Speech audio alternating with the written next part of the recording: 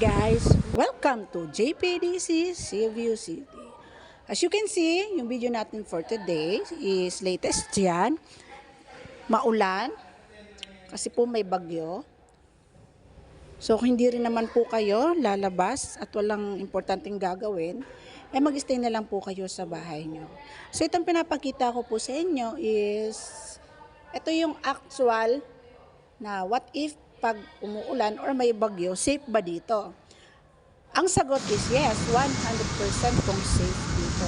Kasi tingnan niyo po yung tubig, kahit na po nakabagot tayo bagyo-bagyo, firm lang po yung tubig, hindi siya maalon. Ganyan lang po siya. And then, pinag-aralan pong maigi at napaghandaan na po yung ganitong kalamidad dito.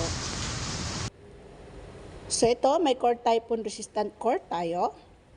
Yung wall niya, talagang naka-inspection. Tapos shield din with monsoon defender. So, ayan. Rain or shine. Bilang iyong agent, we are always on the go. So, this is the updated here in Jingxi Cebu City, Philippines. So, if you are looking for safe and investment, what are you waiting for? Inquire now. Thank you.